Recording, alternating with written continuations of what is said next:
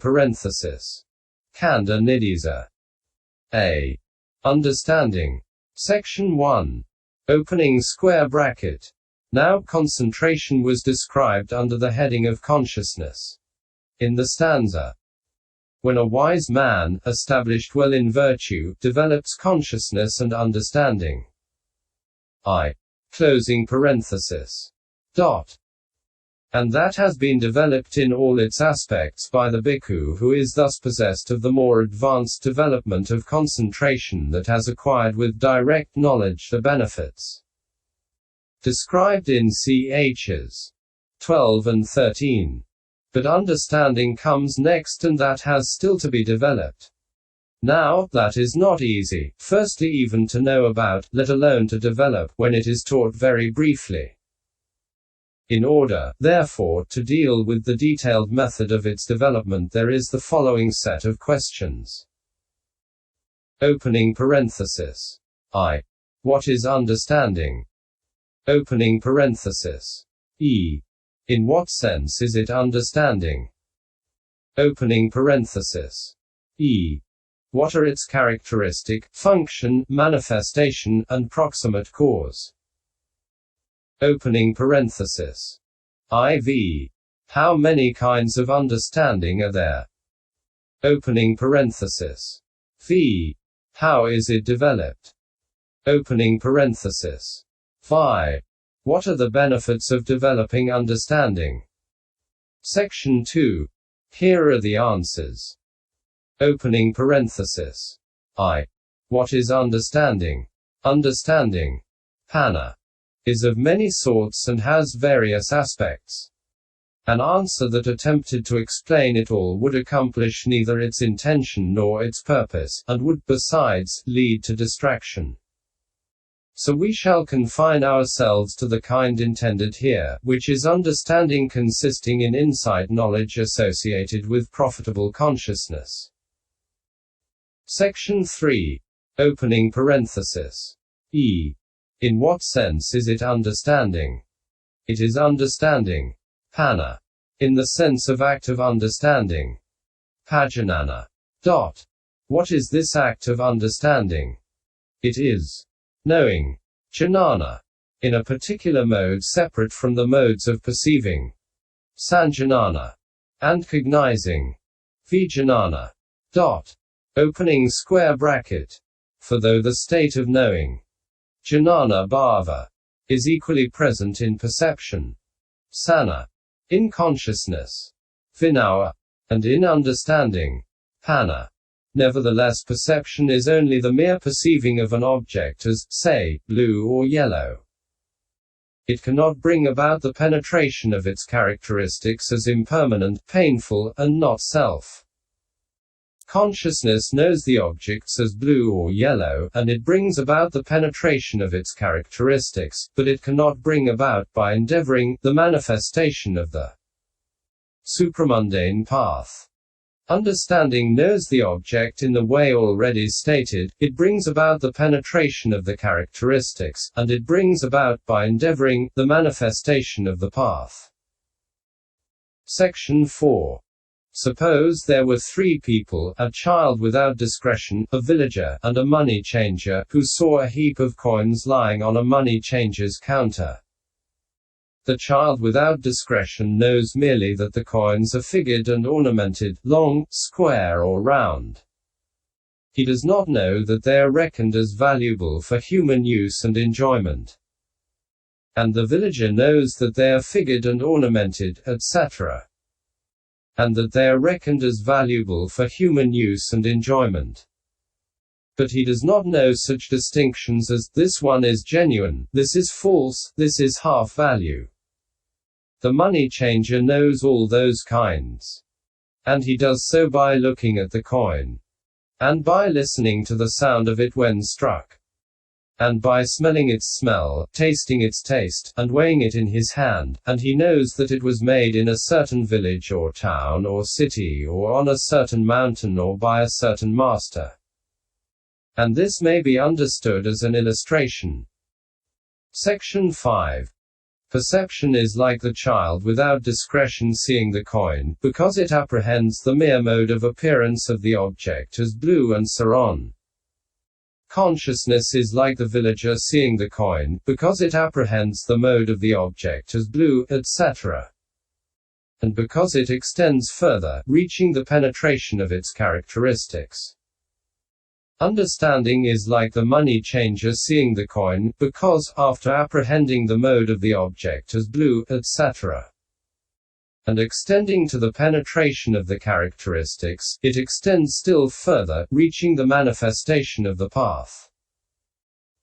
That is why this act of understanding should be understood as knowing in a particular mode separate from the modes of perceiving and cognizing. For that is what the words, "it is understanding in the sense of act of understanding," refer to. Section 6. However, it is not always to be found where perception and consciousness are. Opening square bracket. But when it is not disconnected from those states. And because it cannot be taken as disconnected thus. This is perception, this is consciousness, this is understanding, its difference is consequently subtle and hard to see. Hence the Venerable Nagasena said, "A difficult thing, O King, has been done by the Blessed One." What, Venerable Nagasena, is the difficult thing that has been done by the Blessed One? The difficult thing, O King, done by the Blessed One was the defining of the immaterial states of consciousness and its concomitants, which occur with a single object, and which he declared thus. This is contact, this is feeling, this is perception, this is volition, this is consciousness. Mill 87. Section 7. Opening parenthesis. E. What are its characteristic, function, manifestation and proximate cause? Understanding has the characteristic of penetrating the individual essences of states. Its function is to abolish the darkness of delusion, which conceals the individual essences of states. It is manifested as non-delusion. Because of the words, one who is concentrated knows and sees correctly. A5-3. Its proximate cause is concentration. Section 8. Opening parenthesis. IV. How many kinds of understanding are there? 1. Firstly, as having the characteristic of penetrating the individual essences of states, it is of one kind. 2. As mundane and supramundane, it is of two kinds. 3. Likewise as subject to cankers and free from cankers, and so on. 4. As the defining of mentality and of materiality. 5. As accompanied by joy or by equanimity. 6. As the planes of seeing and of development. 7. It is of three kinds, as consisting in what is reasoned, consisting in what is learnt, heard, and consisting in development. 8. Likewise as having a limited, exalted, or measureless object. 9. As skill in improvement, detriment, and means. 10. As interpreting the internal, and so on. 11. It is of four kinds, as knowledge of the four truths. 12. And as the four discriminations. Section 9. 1. Herein, the singlefold section is obvious in meaning. 2. As regards the twofold section, the mundane is that associated with the mundane path, and the supramundane is that associated with the supramundane path. So it is of two kinds, as mundane and supramundane. Section 10. 3. In the second dyad, that subject to cankers is that which is the object of cankers. That free from cankers is not their object. This dyad is the same in meaning as the mundane and supramundane. The same method applies to the dyads subject to cankers and free from cankers, associated with cankers and dissociated from cankers. Dhs 3. And so on. So it is of two kinds, as subject to cankers and free from cankers, and so on. Section 11. 4. In the third dyad, when a man wants to begin insight, his understanding of the defining of the four immaterial aggregates is understanding as defining of mentality. And his understanding of the defining of the material aggregate is understanding as defining of materiality. So it is of two kinds, as the defining of mentality and of materiality. Section 12. 5. In the fourth dyad, understanding belonging to two of the kinds of sense sphere profitable consciousness, and belonging to 16.5 of the kinds of path consciousness with four of the jhanas in the fivefold method, is accompanied by joy. Understanding belonging to two of the kinds of sense sphere profitable consciousness, and belonging to the remaining four kinds of path consciousness with the fifth jhanas is accompanied by equanimity. So it is of two kinds, as accompanied by joy or by equanimity. Section 13. 6. In the fifth dyad, understanding belonging to the first path is the plane of seeing. Understanding belonging to the remaining three paths is the plane of development. See 22. Closing parenthesis. Dot. So it is of two kinds, as the planes of seeing and of development. Section 14. 7. As regards the triads, understanding acquired without hearing from another is that consisting in what is reasoned because it is produced by one's own reasoning. Understanding acquired by hearing from another is that consisting in what is heard, because it is produced by hearing. Understanding that has reached absorption, having been somehow produced by meditative development, is that consisting in development. And this is said herein, what is understanding consisting in what is reasoned.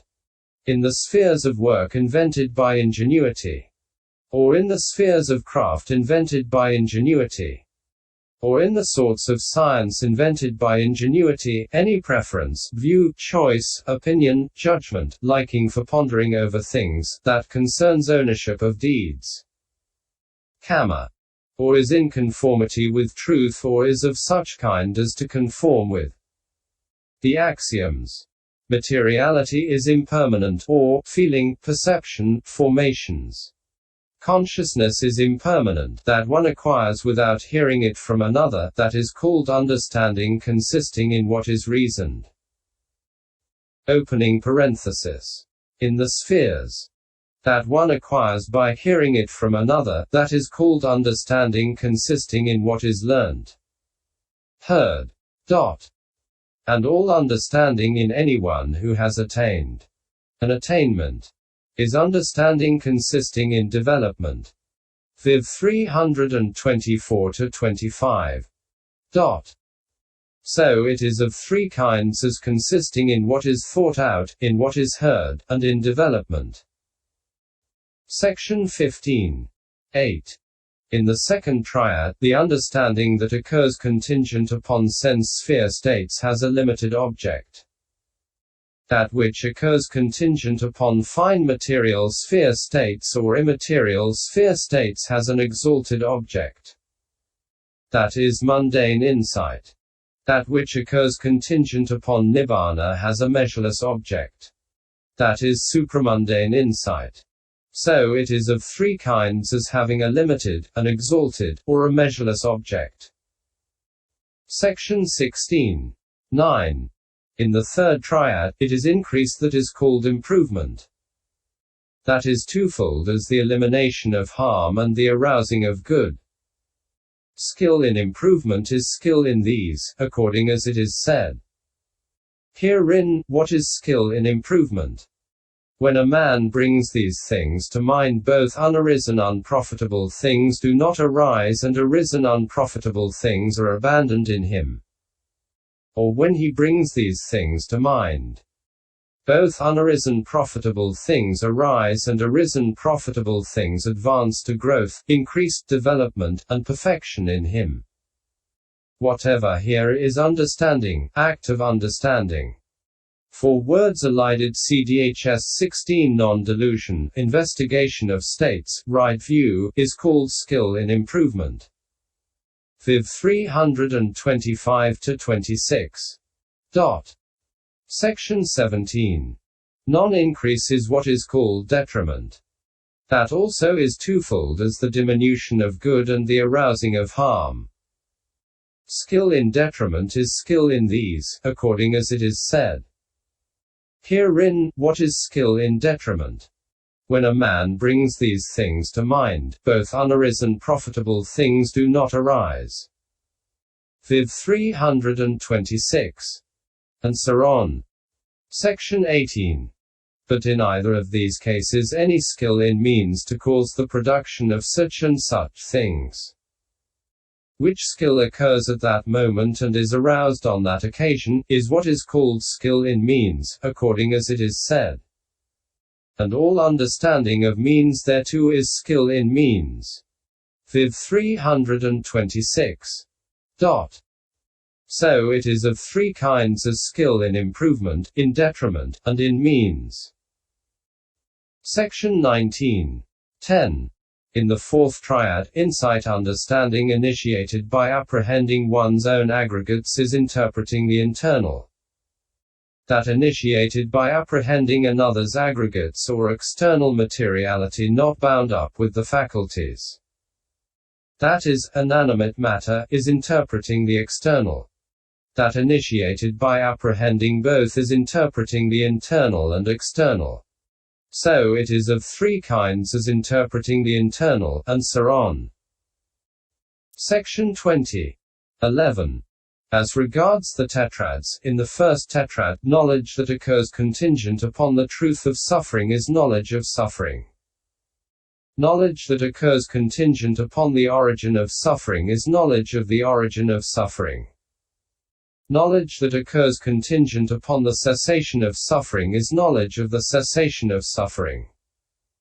And knowledge that occurs contingent upon the way leading to the cessation of suffering is knowledge of the way leading to the cessation of suffering. So it is of four kinds as knowledge of the four truths. Section 21. 12.